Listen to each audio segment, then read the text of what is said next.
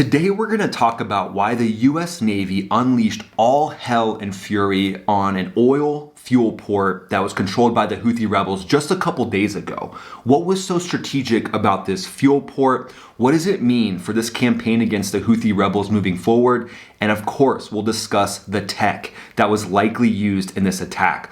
We'll also do what's called sensitive site exploitation, which is a rare experience where we're able to actually look at the destruction that was caused in a target area, and I can talk to you about the strategic implications and how the tech was actually used to target specific vehicles and POL facilities. POL stands for petroleum, oil, and lubricants, not POS. Sorry for all of you out there that are driving a POS. But we're going to get into why I believe the CIA has been working overtime to work with CENTCOM and the US Navy and the US military at large to uncover one of the biggest money laundering scams in the history of all terrorist networks. It turns out that the Houthi rebels, specifically in Yemen, have been laundering almost $2 billion a year. Hundreds of millions of that coming from illegal fuel imports to the region. So as it turns out, and this is just wild, they have been importing illegal fuel from Iran, but what they've been doing is very tricky. They've been disguising the country of origin as a different country. So as they've been importing fuel to Ras Isa, it's illegal to import Iranian fuel. But what they've been doing is taking Iranian fuel and disguising the country of origin as the UAE, the United Arab Emirates. And they've been bringing all this fuel to the Ras Isa fuel port, selling it throughout the region, and using it to fund and power their campaign against merchant vessels and the US Navy in the Red Sea. So as you can see, they are a very well-funded pirate network that is backed by Iran. Iran has been supplying this illegal fuel to them for years, and they've been making billions of dollars off of this enterprise. So it's no surprise why the Houthis have put up such a big stink about their oil port being shut down and destroyed, because it's essentially like cutting the head off the snake. It's destroying the snake's ability to fund a terror campaign in the region, and the Houthis know it. And when we review the sensitive site exploitation of the actual destruction of the port, you're going to see why the Houthis are so mad, because it's essentially an unrepairable situation where now their source of funding is extremely in question, especially as Iran gets pressure from the United States to stop funding Hezbollah, Hamas, and the Houthi rebels, to stop doing things in the region that destabilize the Red Sea and the Persian Gulf in general. The Houthis know now they're on their heels without this POL. And we're going to talk about why POL is so strategic. Myself, having spent many hours in doctrine schools and schools throughout the US military where we would discuss the ability to strategically take out an enemy, it would pretty much all hinge on your ability to take out the enemy's POL facilities, their production of petroleum, oil, and lubricants. And I'm going to talk to you quickly about the United States Marine Corps University and what they say about POL. The US Marine Corps has essentially said that oil is a decisive factor in any conflict and will be for years to come. They stated that to win a modern war, a country must have enough oil to fuel its ships, planes, tanks, and other motor vehicles. This highlights the importance of POL. So not only have the Houthis had the ability to power their fast boats, any type of vehicles that they're using, potentially using it to manufacture rockets and other military machines, they've also been making a ton of cash off this. And with that cash, they can do all kinds of things throughout the region to destabilize and help Iran pursue its objectives in the region. But as you can see, this is a double whammy that the US Navy has essentially worked hand in hand with the CIA to uncover this elaborate money laundering terrorist network. And it's a huge win for CENTCOM, for the United States, and it's a big blow to Iran, because this is going to trickle down. So again, when it comes to strategy, when it comes to doctrine, it's sending a message. It's showing Iran that your money laundering schemes are no longer going to make you able to fund the Houthi rebels. And who else is that going to make you unable to fund? Basically, the US Navy is saying you can't hide illegal fuel shipments anymore, and now there are actual consequences. Because this has been going on for years. Like I said, over $4 billion has gone into the pockets of the Houthi rebels from these illegal fuel shipments.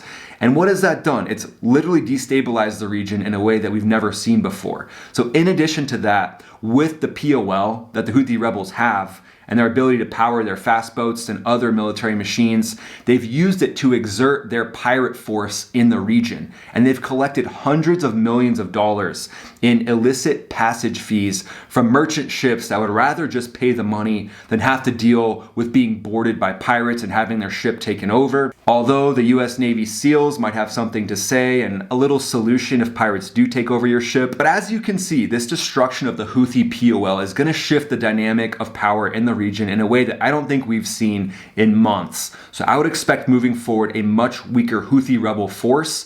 And now I'm going to talk to you about the actual target area and what weapons, what tech was likely used. I'm going to start with the BGM-109 family. That is the Tomahawk family of weapons. This can be launched from the Harry S. Truman Carrier Strike Group, which is strategically placed in the region, as well as the Carl S. Vinson Strike Group.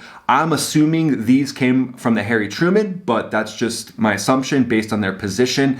I would say that they launched multiple of these if this was a part of the battle attack plan. And the reason why you would prep the battlefield with Tomahawk missiles is the element of shock and awe and surprise. So if they hit multiple targets with these Tomahawk cruise missiles, they'd have the ability to create choke points in the port. So they could basically shut off the exits and the entrances, because once bombs start falling, let's say from a squadron of F-18s and EA-18Gs, you might have some squirters. So you might have some fuel trucks that are able to leave the port, and now you've just lost a couple $1 million that the Houthis are now able to use. So if you create choke points where you close off the entrances and exits with these Tomahawk missiles, then you give the Striker aircraft the ability to roll in and do what they do best, and that is plink off these fuel trucks. So the Tomahawk missiles, let's say they launched a dozen of these, they hit some strategic targets, but really focused on the choke points. That would now prep the battlefield, and it would be ready for the EA-18Gs and F-18s to roll in. But I will say the Tomahawk cruise missile is a force to be reckoned with. The reason why is because this thing has a range over 1,500 nautical miles. It can also change its target once airborne, which is insanely helpful when it comes to a moving battlefield with moving fuel trucks, maybe ships, other targets that are being targeted. The entire weapon itself weighs about 3,500 pounds, with a staggering 1,000 pounds of that being the actual warhead. So the Tritonol inside that thing is basically going to turn one of these oil tanks into a parking lot in the matter of a second. So prepping the battlefield with, let's say, a dozen of these Tomahawk cruise missiles might have been one of the strategies that was used by CENTCOM. And then as soon as these things hit, it would basically be like an orchestra, an orchestrated attack where then the EA-18G Growlers roll in and they put to rest any potential surface-to-air missiles that might be coming after the EA-18Gs themselves, or F-18Fs. Likely F-18Fs were a big part of this strike force, and the F-18F is the two-seat F-18 strike aircraft that is going to be loaded down with 500-pound and 1,000-pound bombs. And as we fly through the target area here with the drone footage, I'm going to talk to you about what likely hit these. My assumption is a lot of these came from the EA-18G or the F-18F. And then ultimately you've got the F-35C as well. If it were me, I would have the F-35C up doing a cover mission, just waiting for any targets of opportunity or any SAMs that might pop up, and then any squirters, just because the F-35's ability to target squirters with its advanced sensors is second to none. CENTCOM, in an official statement, said on April 17th, the Houthis have continued to benefit economically and militarily from countries and companies that provide material support to a designated foreign terrorist organization. The Iran-backed Houthis use fuels to sustain their military operations as a weapon of control and to benefit economically from embezzling the profits from the import. This fuel should be legitimately supplied to the people of Yemen. Despite the foreign terrorist designation that went into effect on 5 April, ships have continued to supply fuel via the port of Ras Isa. Profits from these illegal sales are directly funding and sustaining Houthi terrorist efforts.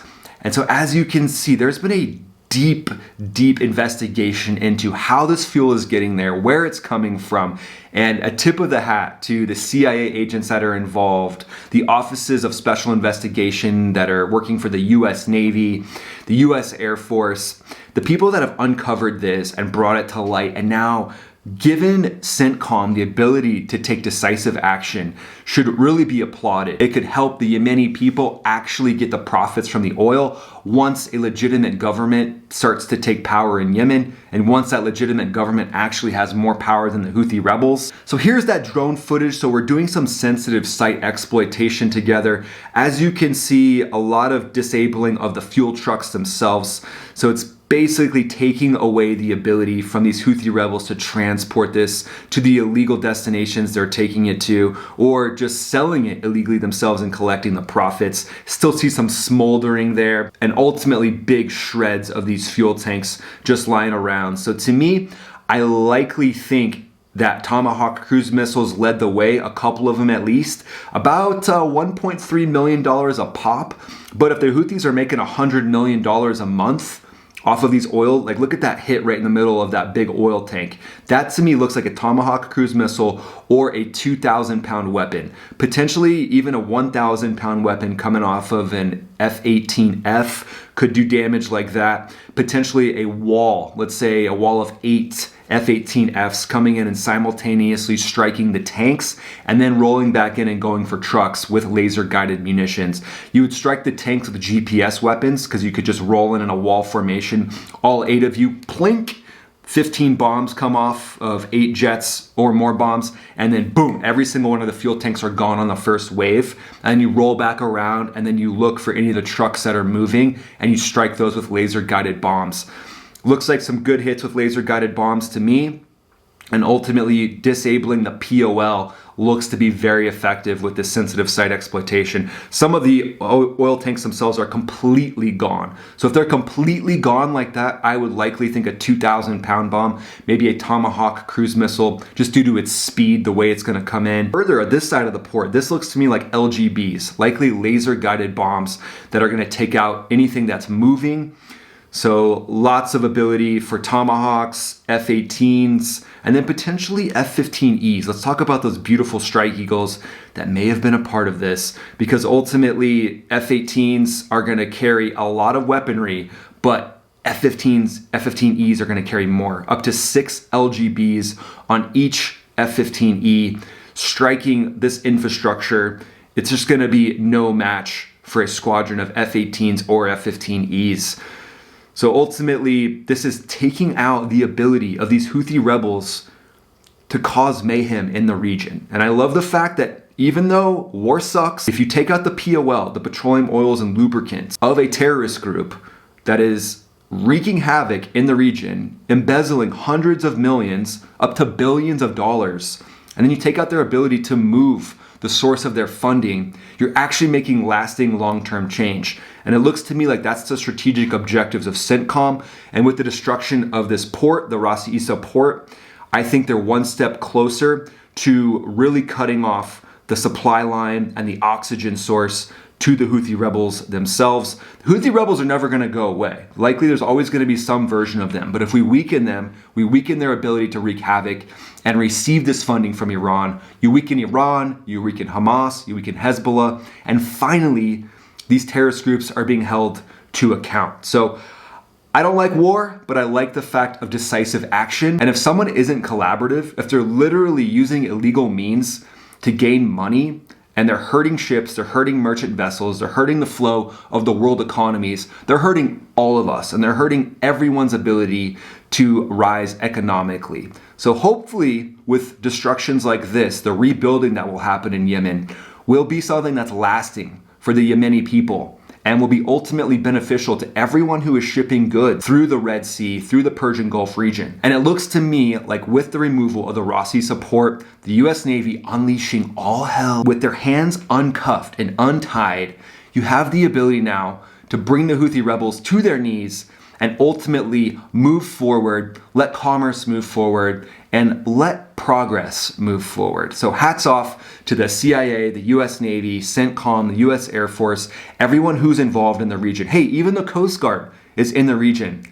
operating. The Coast Guard's like that cooler little brother that you just want around. You just want them hanging out around the campfire. So I'm glad the US Coast Guard is there as well.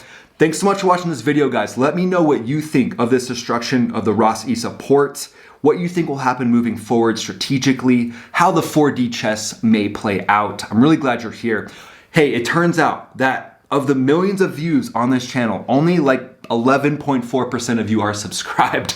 So if we could get even half of you to subscribe, it would greatly help the channel grow. We'd have over 1 million followers in the course of a few months, and I could do these videos for you pretty much every day, which I love doing. So please subscribe to the channel, share the video, dominate the like button, all the things, and then check out a video that'll pop up over here. That's essentially the best compliment you can give me. Thanks so much for watching, guys. I really appreciate you. Thanks for being a subscriber and a viewer. We'll see you on the next video.